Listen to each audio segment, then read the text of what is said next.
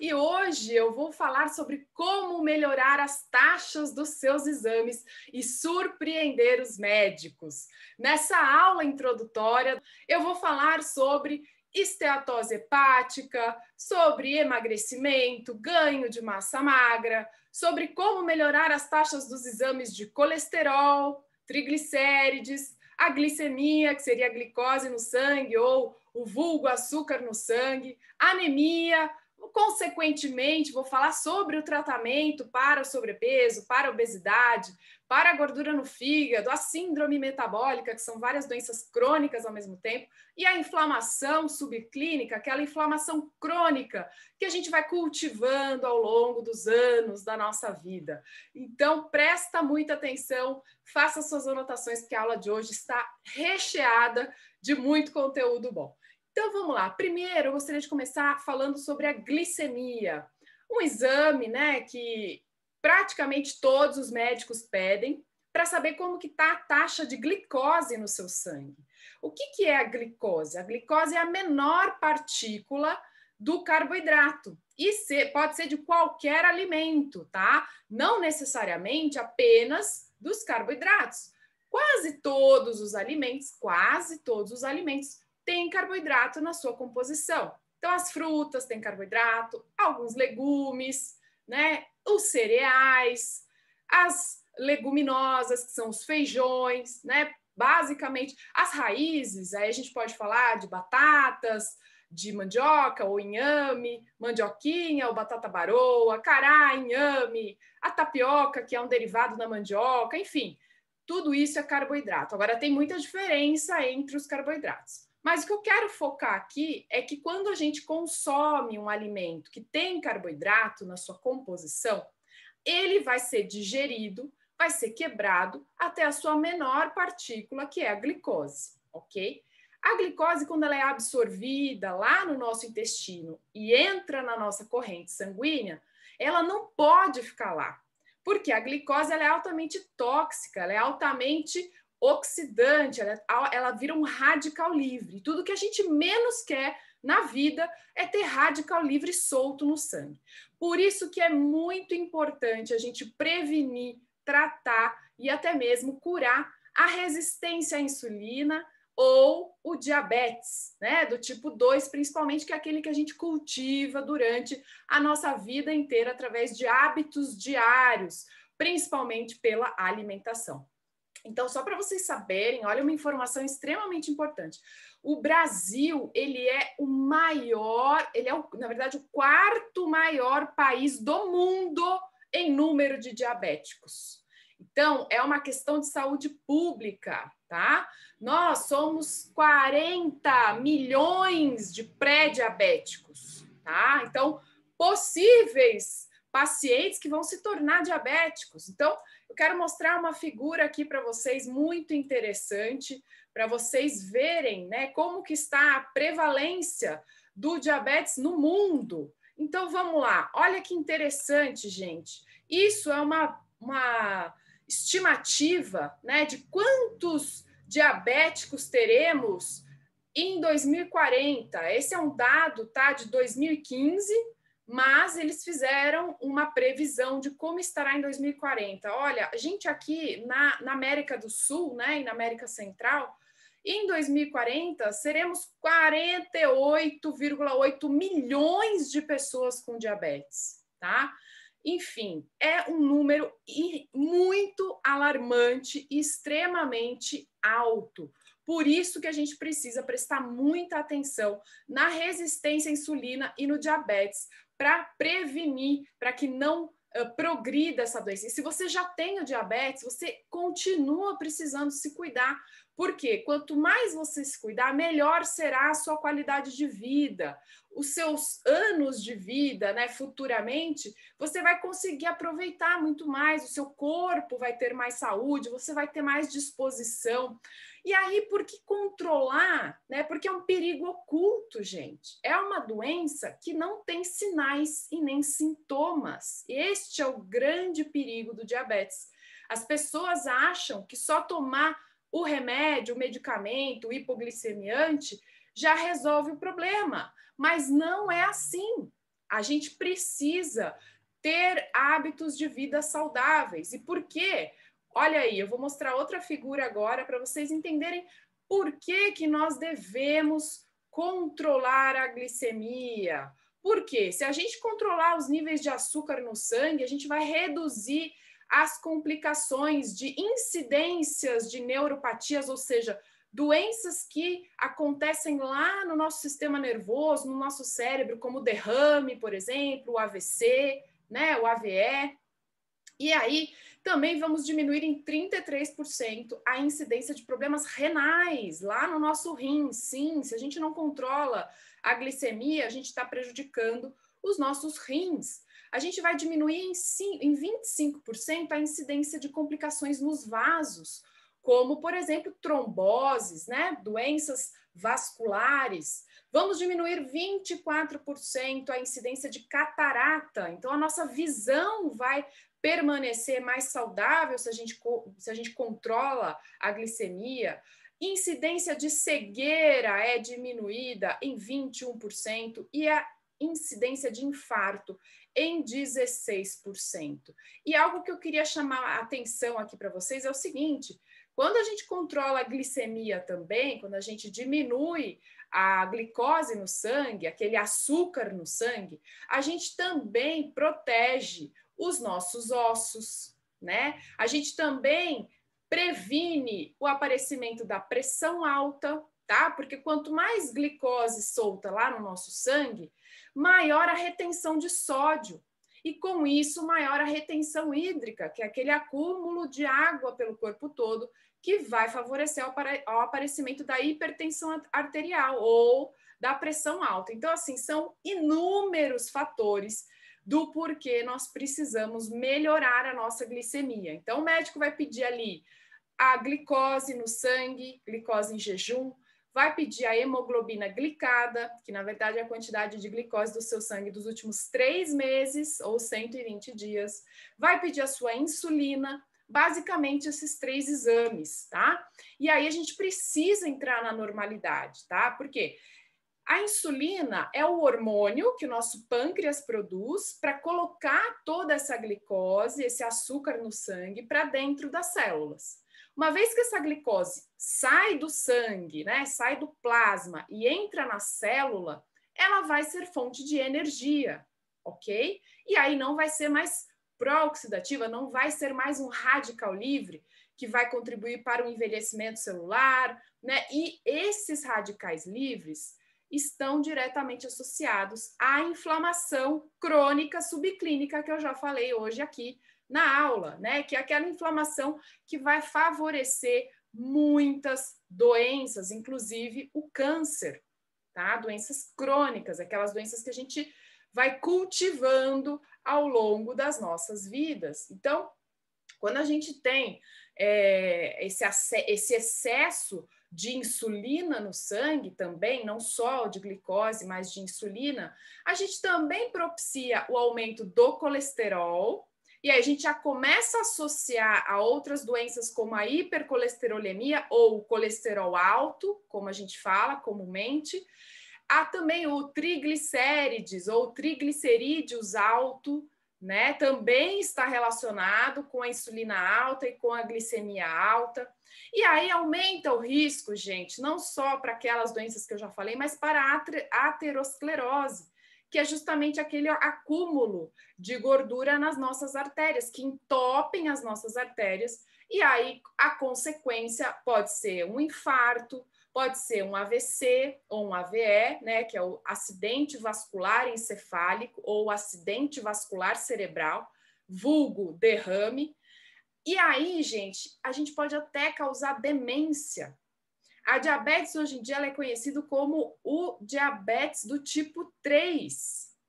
O Alzheimer, desculpa. O Alzheimer hoje em dia é conhecido como diabetes do tipo 3. Por quê? Porque favorece essas doenças que são neurodegenerativas, Parkinson também, tá? Então, é muito importante a gente controlar a glicemia. Agora, como que a gente faz, né? Vamos lá, vamos direto ao assunto. Como é que a gente faz isso daí?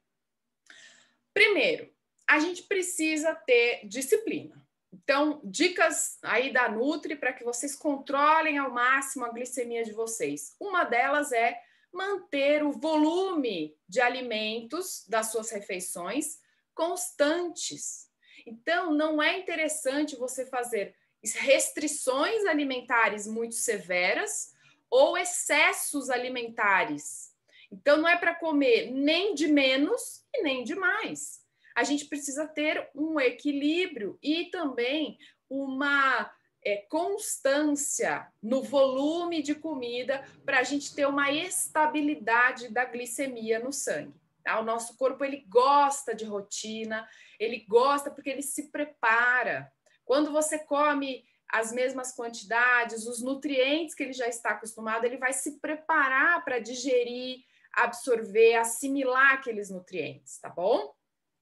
Não pode ficar longos períodos sem comer, tá? Então, assim, isso principalmente para quem já tem o diabetes e para quem já tem pré-diabetes, que é a resistência à insulina. Por quê? Porque a gente pode causar uma hipoglicemia. Por isso que muitas pessoas que têm diabetes acordam de manhã com a glicemia super alta, porque na verdade isso é um efeito rebote. Ela ficou tantas horas sem comer durante a noite que o organismo consegue, pelo cortisol, que é um hormônio do estresse, extrair glicose ali do fígado, que é um depósito, né, um lugar onde o corpo estoca essa energia, essa glicose, tira dos músculos, tira da onde precisar, só não pode ficar sem glicose no sangue. E a pessoa que tem um diabetes, que tem uma resistência à insulina, ela já não tem mais o equilíbrio desse sistema de aproveitar a glicose, de colocar a glicose para dentro das células. Então, é realmente uma bagunça, um desequilíbrio que tem no sistema metabólico desses carboidratos, que na verdade é a glicose, tá? Então, não é recomendável ficar mais de 5 horas sem se alimentar, tá? O mínimo é 3 horas. E aí eu sei que é polêmico. Ah, mas se eu não sentir fome com 3 horas, não tem problema, não coma. O que você não pode é comer antes das 3 horas, tá? Então a informação correta é o intervalo de 3 horas, pelo menos, entre cada refeição. E aí você pode ficar até 4 horas, 4 horas e meia, estourando 5 horas sem se alimentar, principalmente quem tem resistência à insulina ou a diabetes já diagnosticada, tá bom? É importante adicionar muitos antioxidantes na refeição, na alimentação, justamente para combater os radicais livres, que é a glicose solta lá no sangue. Então, alguns exemplos, né, de alimentos fonte de antioxidantes. As frutas vermelhas, né? Então, quem tem acesso aí a morango, framboesa, mirtilo ou blueberry, cereja. Também temos aqui no Brasil acerola, temos morango, temos açaí, é um ótimo alimento, riquíssimo em antocianina, né? Que é um antioxidante fantástico. Enfim, todos os alimentos de cor mais escura, de cor mais roxa, vermelha, esses alimentos são muito ricos em antioxidantes, tá bom? O repolho roxo, né, como outro exemplo.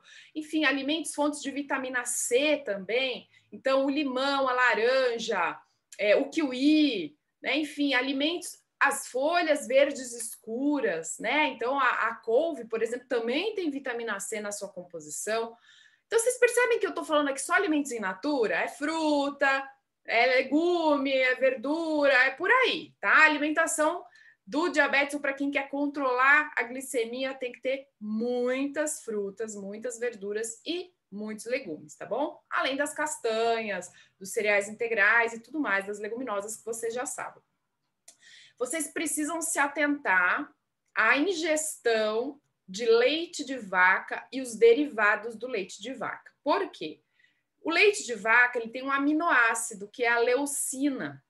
E essa leucina, ela é um estimulador da liberação da insulina. E isso pode favorecer ao aparecimento da resistência à insulina e até do diabetes. Então, excesso de leite e de queijos ou derivados de leite não é interessante, tá?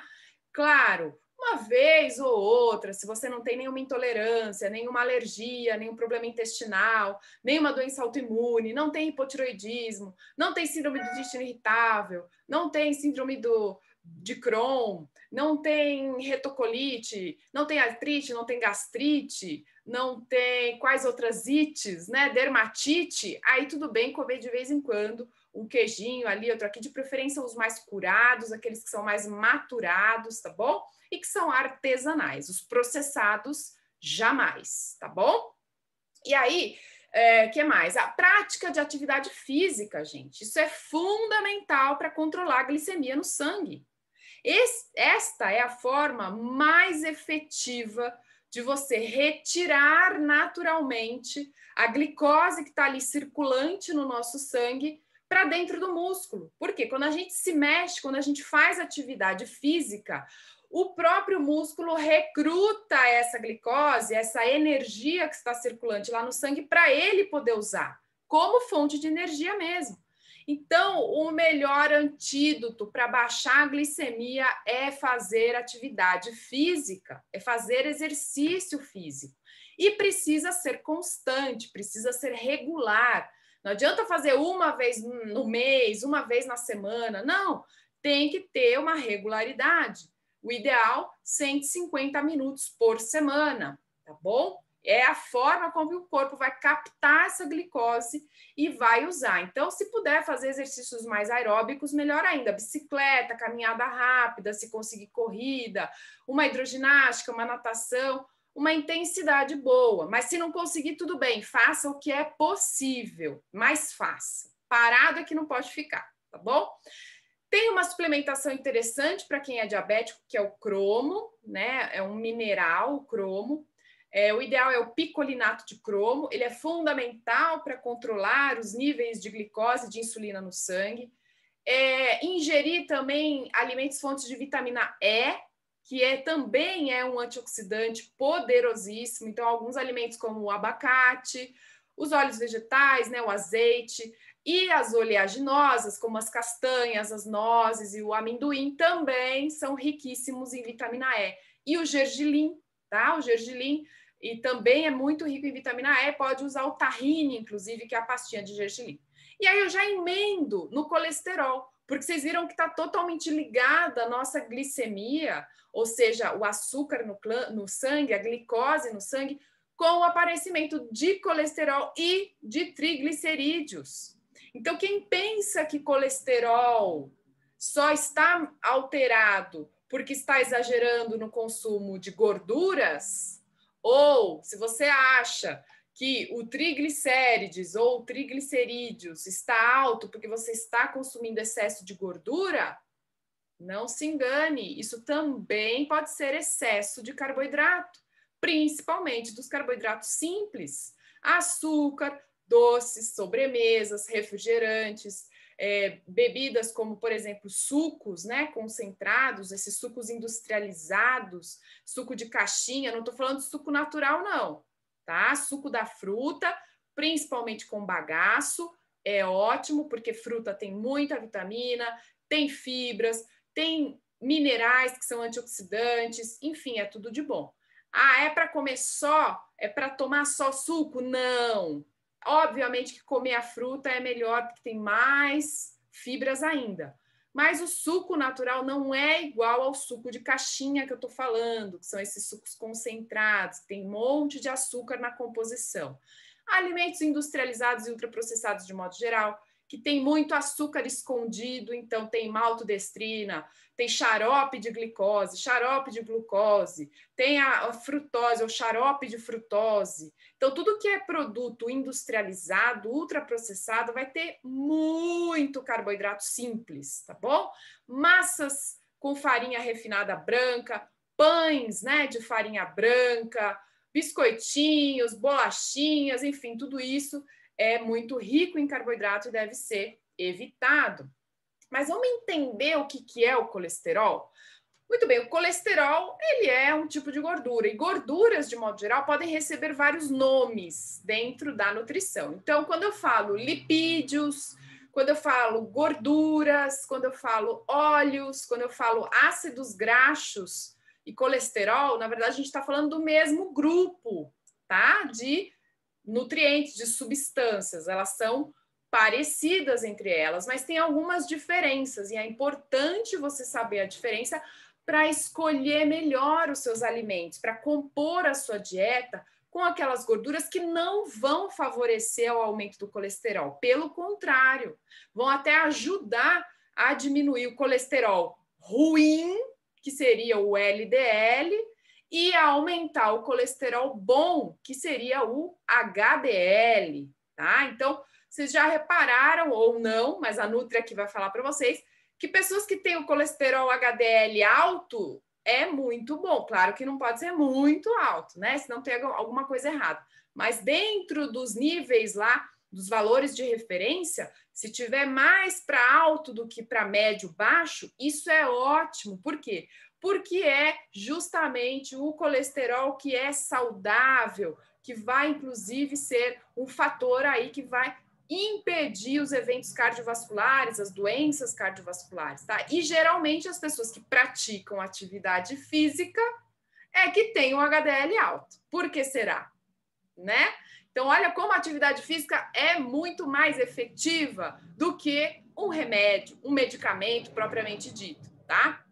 Então, vamos lá. Quantos pacientes, quantos alunos eu já não vi que começaram, obviamente, com alimentação saudável, porque a alimentação é a base, tá? A gente tem que cuidar da alimentação, não dá para descuidar. Sem alimentação saudável não tem saúde, sem alimentação equilibrada nutricionalmente não vai ter exame que vá melhorar.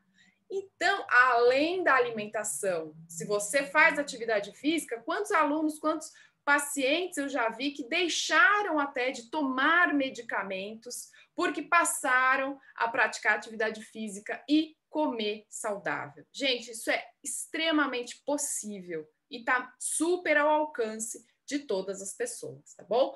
Então, aquele mito de que gordura faz mal, de que gordura engorda, de que qualquer gordura vira colesterol, não é verdade. A gente precisa se perguntar qual gordura, que tipo, qual que é a diferença, em que matriz alimentar ela se encontra. Ah, é uma gordura refinada que foi produzida pela indústria alimentícia, que está presente nos produtos ultraprocessados como a gordura trans, como a gordura saturada, como aquela gordura vegetal hidrogenada. Ou a gente está falando da gordura que tem naturalmente nas castanhas, da gordura que tem naturalmente no coco, do óleo de azeite de oliva, né? O óleo de oliva ou o azeite de oliva extra virgem. De qual gordura? A gordura do abacate. Essas todas que eu falei agora são as melhores que tem. Inclusive, elas são riquíssimas em antioxidantes, em compostos fenólicos, que vão, inclusive, ajudar a melhorar o colesterol. O que a gente precisa entender é que existem as gorduras saturadas e as insaturadas. As gorduras saturadas, que são aquelas geralmente de origem animal, são as que vão favorecer o aumento do LDL. Já as gorduras de origem vegetal, que são essas que eu acabei de falar, vão melhorar o seu perfil lipídico, que é justamente essas taxas de colesterol dos seus exames, tá bom? Então, alguns exemplos de gorduras para a gente evitar, não é que é para não comer de jeito nenhum, não é isso, mas é para a gente diminuir e dar preferência para as de origem vegetal, essas mais saudáveis que eu acabei de citar. Então, aquelas que a gente deve evitar o consumo excessivo e comer um pouquinho são as de origem animal. Então, as gorduras das carnes mais gordurosas, então aquelas capinhas de gordura, né, a gente deve retirar. A pele das aves, né, principalmente do frango, que é muito rica em colesterol, de gordura saturada. A gente também tem que evitar a manteiga em excesso, nem que pode ser a manteiga ghee, que é aquela clarificada, né? Ou pode ser a manteiga normal. Pode comer, mas pouco, não exagerar na manteiga, né? A gente tem que evitar também, infelizmente, o excesso do óleo de coco, tá? O óleo de coco, quando ele é extraído, quando ele sai da matriz alimentar, que é o próprio coco, que é a fruta, ele se torna um óleo. E, infelizmente, esse óleo é de gordura saturada. Karina, mas você usa muito óleo de coco nas suas receitas. Ahá! Aí é que tá a chave. Usar nas receitas, tudo bem. O que não pode é ficar tomando óleo de coco na colher. É comprar cápsula de óleo de coco, tomar óleo de coco como suplemento. Isso não é interessante, tá? O TCM, que é uma fração pequena do óleo de coco, tudo bem. Agora, pegar um pote de óleo de coco e tomar assim, como, né, achando que vai melhorar o colesterol, não vai, tá bom? Cuidado com isso. Então, gorduras saturadas são essas também dos produtos ultraprocessados. Quando vocês lerem lá na lista de ingredientes, gordura vegetal, né, ou gordura hidrogenada, gordura esterificada, esses nomes esquisitos, não comprem, isso é gordura trans, é a mesma coisa, tá? Isso é que aumenta colesterol, tá bom? Então, esses produtos que a gente compra, infelizmente, muitas vezes nas padarias, é muito mais barato você usar essa gordura vegetal para fazer frituras, então nos fast foods, né, para fritar batata frita, eles vão usar gordura vegetal, porque é muito mais barata. Então, é essa gordura que a gente tem que evitar, tá bom? As gorduras naturais dos alimentos são super bem-vindas, inclusive vão ajudar, tá? Então, embutidos, né? Tinha esquecido de falar. Então, todos os tipos de embutidos, eles são riquíssimos também nessas gorduras saturadas. Então, não é para comer todo dia, não é para ser um hábito, tá bom? É para comer um pouquinho, de vez em quando, ou não comer de preferência, tá bom? Óleo de palma, né? Gordura de palma, que tem usado muito hoje em dia na indústria alimentícia, também não é interessante, tá? Vamos lá. Como é que a gente pode entender o nosso exame, né? Tem a hipercolesterolemia, que é o excesso de LDL, tem a hipertrigliceridemia, que é o excesso de triglicérides, e tem a diminuição do HDL. É isso que a gente tem que evitar, tá? E quais são as causas? Bom, existem duas causas que são conhecidas, que uma é a herança genética. Porém, a herança genética associada aos fatores ambientais. Que fatores ambientais são esses? A alimentação, sedentarismo, estresse. Né? Então, é o que como você vive, o seu estilo de vida. Então, quem fala, meu colesterol alto porque eu tenho. É porque é genético. Não. Se você se alimentar bem, fazer atividade física, viver bem, ter um estilo de vida saudável, mesmo com a genética, você consegue controlar esse colesterol, tá? E aí tem a segunda causa, que acho que todo mundo já sabe, né? Que seria a causa secundária. A primária é a genética mais os fatores ambientais. E a secundária é o estilo de vida propriamente dito do paciente. Então, é a alimentação, né? A dieta que ele segue, o tabagismo, né? Então, quem é fumante, isso abaixa muito o HDL, que é o colesterol bom. Quem é etilista, né, ou quem bebe com frequência bebidas alcoólicas, quem é sedentário, né, ou pode até ser uma hipercolesterolemia, né, um colesterol alto decorrente de outras doenças, como, por exemplo, o hipotiroidismo, o diabetes do tipo 2, que eu já falei aqui hoje, a insuficiência renal crônica, e a obesidade. Então, vocês percebem que está exatamente tudo interligado? O nosso corpo ele é uma máquina íntegra, não tem como dividir. Se você tem alguma outra doença, consequentemente, isso vai refletir nos seus exames, inclusive de colesterol, tá? E também existe a secundária, né, o colesterol alto secundário de uso de medicamentos. Então, por exemplo, beta-bloqueadores, que é para quem é cardíaco, diuréticos, para quem tem pressão alta, corticosteroides ou corticoides, né, anticoncepcionais e anabolizantes. São medicamentos, são drogas que favorecem ao aumento do colesterol, tá? Então, quem pensa aí que tomar remédio não tem efeito colateral, tem sim, tá bom? Então, só para vocês entenderem, é importante termos colesterol, mas que eles estejam dentro dos níveis e dos valores de referência saudáveis. Por quê? É importante ter o colesterol porque a gente precisa desse colesterol para produzir os nossos hormônios, principalmente os hormônios sexuais. A gente precisa do colesterol ou dessa gordura circulante na nossa corrente sanguínea para sintetizar melhor a vitamina D.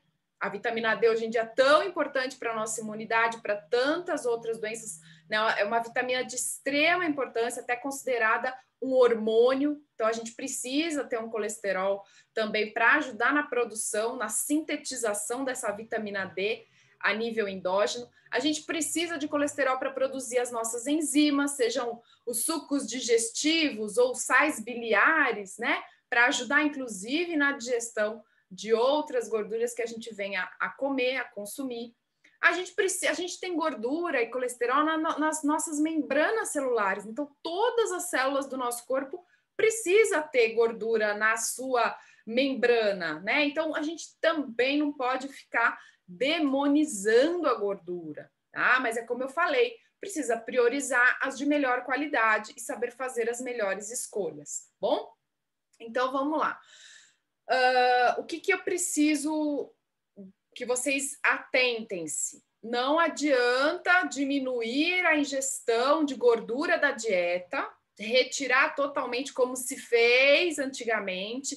Ah, não pode comer ovo, não pode comer manteiga, não pode comer óleo, nem azeite, nem isso. Tem que tirar a gordura, zero gordura, né? Há uns 20 anos atrás, essa era a moda, zero gordura. Né? Então, não é para fazer isso. Como vocês viram, a gordura é importante. E aumentar carboidrato. Então, quando a pessoa retira a gordura, automaticamente ela acaba aumentando o carboidrato. E é aí que mora o perigo. Tá? Então, a recomendação é de 15% até 30% do valor energético total da sua refeição, do seu dia. Tá? Do valor ali do que você come. Então, ao longo do dia inteiro, de 15% a 30% daquilo que você vai comer precisa ter gordura sim, só que quais gorduras? Principalmente as insaturadas, as poli e monoinsaturadas, que são geralmente de origem vegetal, tá bom? E que estejam no alimento in natura, não refinados. Então, vocês vão me perguntar, óleo de soja, óleo de milho, óleo de girassol, óleo de canola, isso é óleo refinado. Passou por um processo químico, né? Então tem toxinas ali. É para usar? O menos pior, vamos dizer assim, é o de girassol. Pode usar um pouquinho, mas é para usar todo dia? Não. Que quantidade? Bem pouca, tá? Prefiro o azeite sempre, ok? Vamos lá. Então, qual seria o tratamento propriamente dito para a gente diminuir o colesterol do sangue? Dieta rica em antioxidantes, novamente. Vocês vão me ouvir falar antioxidantes, acho que a vida inteira, porque os antioxidantes são realmente aqueles que vão barrar a oxidação, né? Vão combater os radicais livres que promovem o estresse oxidativo, que é o que a gente menos precisa no nosso corpo. Então, é importante ter aqueles alimentos que eu já falei, que são ricos em antioxidantes, ter uma dieta com baixo índice glicêmico e baixa carga glicêmica. Meus alunos do curso online Personal Diet Chef e da terapia da imunidade já sabem do que eu estou falando, que tem uma aula só sobre carboidratos lá na plataforma. Se você que é meu aluno não assistiu ainda, assista, porque é importante saber disso. E aí seria o ideal ali mais ou menos em torno de 40% de carboidrato da dieta do dia, tá bom? Fazer exercício físico também diminui colesterol, também melhora perfil lipídico, tá? Evitar, então, a formação de radicais livres, consumindo os alimentos ricos em antioxidantes e aqueles que eu já falei, além daqueles, né, os ricos em vitamina C, os ricos em vitamina E, também os ricos em vitamina A, porque a vitamina A também é um antioxidante, também conhecido como carotenoides. Então, o beta-caroteno, que vocês já ouviram falar provavelmente, que está presente nos alimentos de cor laranja, cenoura, abóbora, mamão, tá bom? Naturalmente, obviamente, né? Alimentos fontes de coenzima Q10, a coenzima Q10 também ajuda muito no controle do colesterol e do perfil lipídico. Então, alguns exemplos, né? Sardinha, cavalinha, arenque, atum, são exemplos de peixes, por exemplo, que tem coenzima Q10, tá bom? O peito do frango tem um pouco também. O azeite extra virgem tem. Amendoim tem. Gergelim tem, né? O pistache também tem. Nozes. Feijão azuki, aquele feijão bem pequenininho japonês, pretinho, né? Bem escurinho. Tem bastante coenzima Q10. Espinafre, brócolis e abacate. Tá? Então, caprichem muito nesses alimentos, porque são fontes de coenzima Q10. Se você já faz uso de estatina, né, ou de medicamentos para baixar o colesterol, é importante suplementar a coenzima Q10, ok? Então, vitamina C, já falei, vitamina A, vitamina E, já falei os alimentos também. Alimentos ricos em flavonoides, então o cacau, por exemplo, é um deles. A gente pode também usar o chá verde, né, que também é um alimento super antioxidante. A gente tem que incluir selênio na alimentação, que é um mineral super antioxidante, que está presente principalmente na castanha do Pará. Tá? A vitamina B2 também, que está presente no fígado de boi, levedo de cerveja e amêndoas. Tá? E mais alguns outros alimentos para baixar o colesterol propriamente dito. Então, anotem aí. A aveia, porque é rica naquela fibra que se chama beta-glucana, que ajuda a diminuir o colesterol. Canela, que é uma especiaria super anti-inflamatória e antioxidante. Então, coloca canela onde você puder aí. É importante incluir pelo menos 2 porções de peixe na alimentação por semana, né? Então, 2 refeições pelo menos durante a semana, incluir o peixe. Se for rico em ômega 3, melhor ainda. Por exemplo, a sardinha, esses que eu falei, né? Sardinha, arenque, principalmente a sardinha, tá? Que tem maior concentração. O salmão, infelizmente, só se for o salmão selvagem, de águas gélidas lá do fundo do mar, tá? O arenque, a cavalinha também tem um pouquinho. E se você não come peixe, se você não tem costume, se tem dificuldade, então suplemente com o ômega 3, tá bom? Suplementação com ômega 3 é extremamente importante. Por quê? Porque tem um efeito anti-inflamatório, antiarrítmico. Então, para quem é cardíaco, tem problema do coração, precisa suplementar o ômega 3 para reduzir o triglicerídeos também, para diminuir a pressão arterial, melhora a função endotelial, que é justamente a contração e o relaxamento dos nossos vasos. Isso está relacionado diretamente à pressão arterial, né? Então, assim, o suplemento não faz milagre. A dieta, a alimentação é a base do tratamento. Já deu para vocês perceberem, né?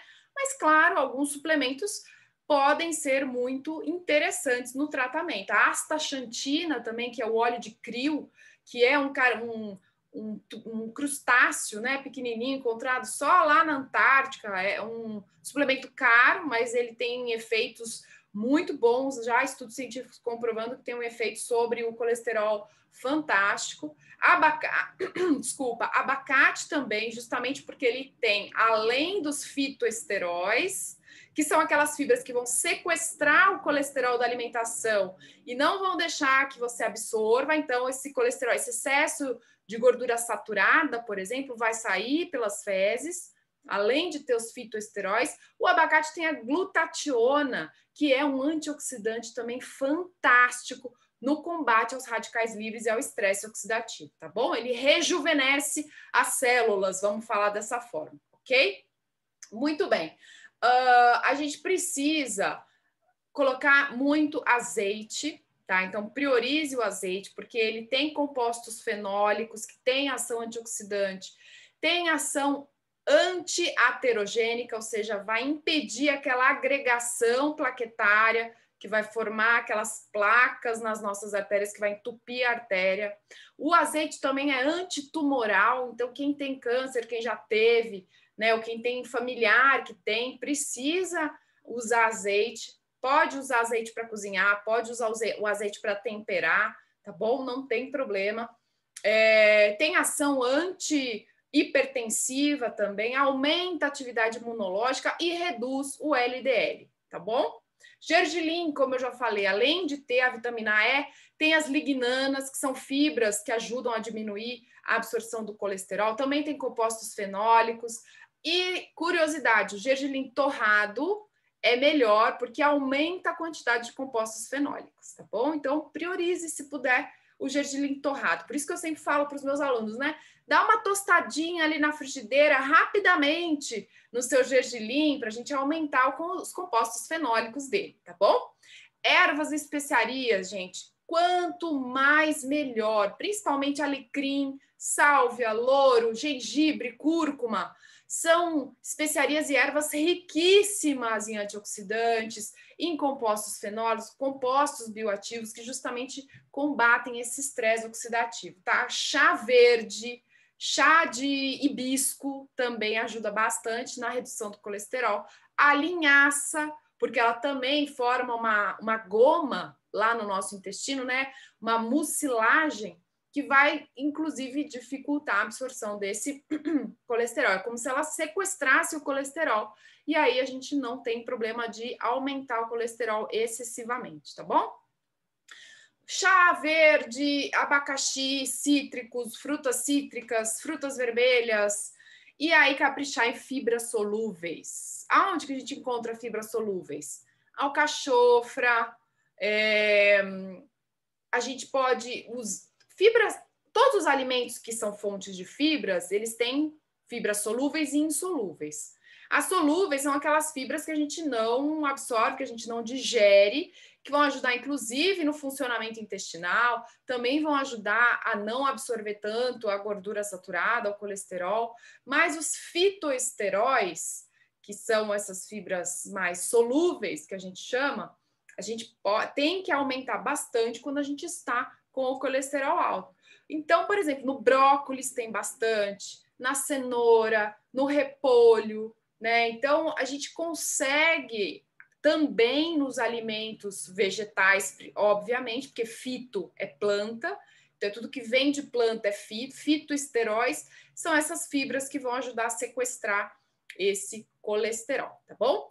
Então, além de tudo isso, consumir muitas brássicas, que são todas aquelas da categoria que é brócolis, couve-flor, rabanete, repolho, qual mais? Nabo, tá? Tem que caprichar, couve, ok? Couve de Bruxelas, tudo isso tem que entrar na alimentação para baixar o colesterol, ok? Então, vamos lá. Bom, e agora vamos falar de anemia, porque a anemia também é um dos exames, né, que tem muitas alterações. A anemia é uma condição patológica, então é uma doença, que é uma das 5 principais deficiências nutricionais em humanos. Por isso que eu preciso falar de anemia também, tá? E é predominantemente presente em mulheres. Então, o que é a anemia? Nada mais é do que a diminuição da massa da hemoglobina. A hemoglobina é uma proteína que é responsável pelo oxigênio lá no nosso sangue, tá? Ela está dentro das hemácias. Então, a anemia é caracterizada pela diminuição da hemoglobina, da massa da hemoglobina e também na quantidade de hemácias, que são essas células do nosso sangue, tá? Com isso, o transporte de oxigênio pelo corpo fica prejudicado. Por isso que dá cansaço, fadiga, indisposição, falta de ar, queda de cabelo, unhas fracas ou quebradiças, tá? Tem várias consequências. Então, a anemia, ela não pode ocorrer somente por deficiência de ferro, não. Não é só o ferro que faz parte da condição da anemia, tá? A gente precisa cuidar do ferro, sim, mas precisamos cuidar também do zinco e das vitaminas do complexo B. Então, o zinco, aonde que a gente encontra o zinco na alimentação? Sardinha, acém, que é uma gordura é uma carne bovina, né, de preferência sem a gordura, contra filé grelhado também, se puder tirar a gordura melhor, aveia, amendoim torrado, semente de gergelim, castanha de caju. Vitaminas do complexo B também estão totalmente relacionadas ao metabolismo do ferro. Então, B6, B9 e B12 não pode faltar na alimentação. B6, aonde que a gente encontra? Carnes vermelhas, fígado, leite, ovos e germe de trigo, tá? B9, que é o ácido fólico, né? Onde que a gente encontra? Nos miúdos, nos vegetais verdes folhosos escuros, então espinafre, couve, brócolis, folha de mostarda, ou legumes como quiabo, aspargos, beterraba, couve de Bruxelas, tá bom? E a B12, que a gente só encontra no bife de fígado, por exemplo, ou em mariscos, ou no salmão, ou na carne bovina, ou no atum. Então, quem é vegetariano, vegano, precisa suplementar, tá? Para não ter essa deficiência e não ter anemia. Agora, a anemia ferropriva, que é justamente relacionada ao ferro, é 90% dos casos, segundo a Organização Mundial da Saúde. Então, o ferro, vamos falar do ferro propriamente dito, né? Que é esse mineral que a gente pode encontrar em alimentos tanto de origem vegetal quanto de origem animal. Então, nas de origem animal, a gente encontra nas carnes vermelhas, aves, peixes, vísceras e na gema do ovo. E as principais fontes de ferro vegetal são tofu, o melado de cana, a semente de girassol, castanha de caju, feijão preto, grão de bico e espinafre, tá bom? Algumas dicas da Nutri aí para a gente evitar a anemia. Evitar café, chá verde, chá preto, chá mate e refrigerantes do tipo cola logo após as refeições, porque a cafeína atrapalha a absorção de ferro, tá? Então, esperar pelo menos, no mínimo, 1 hora para tomar essas bebidas depois do almoço ou do jantar, por exemplo, ok? Não consumir leite e derivados de leite, como creme de leite, queijos, etc., iogurte, durante as refeições. Por quê? Principais, tá? Porque o cálcio também atrapalha a absorção do ferro, ok? Ferro, principalmente de origem vegetal. Então, aqui no Brasil é muito comum a gente fazer creme de espinafre, né? Poxa, o espinafre tem ferro, mas se você coloca creme de leite ou leite no creme de espinafre, você atrapalha a absorção do ferro do espinafre. Então, não faça isso, ok? Consumir frutas cítricas ou frutas ácidas, de modo geral, durante ou após as refeições principais. Por quê? Porque o ácido cítrico, né, a acidez ajuda a absorção do ferro. Então, limão, laranja, abacaxi, morango, kiwi, que possuem a vitamina C, eles vão ajudar, vão facilitar a absorção do ferro lá no intestino, ok? Para a gente ir finalizando a nossa aula de hoje, agora vamos falar sobre emagrecimento, né? Porque à medida que vocês forem colocando tudo isso que eu falei na aula de hoje em prática, o emagrecimento ele vai ser uma consequência, isso é fato. Por quê? Quando a gente começa a prestar atenção na qualidade da nossa dieta, dieta não significa regime, não significa restrição alimentar, não, tá, gente? Dieta é estilo de vida, ou seja, aquilo que você come diariamente, a sua vida inteira. Dieta, em latim, significa estilo de vida. E aí, dessa palavra que derivou a dieta. Então, dieta não é restrição alimentar, é estilo de vida, é estilo de alimentação, tá? Então, quando você começa a prestar atenção na qualidade dos alimentos que você ingere, o emagrecimento é consequência. Colocando todas essas dicas que eu falei na aula de hoje, eu tenho certeza que você vai emagrecer. Por quê? Quando a gente inclui alimentos saudáveis, não tem espaço para entrar alimento não saudável.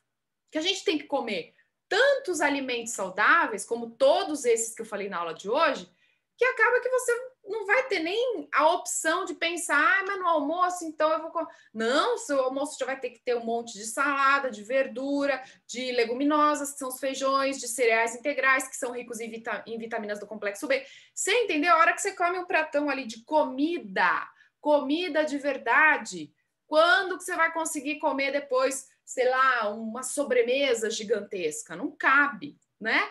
Então, tudo vai depender também da frequência e da quantidade de alimentos que você consome, além da qualidade que eu já falei, tá? Ah, Karina, mas eu já me alimento super saudável, eu já sigo todas as suas instruções, as suas orientações e não consigo emagrecer. Então, presta atenção na quantidade.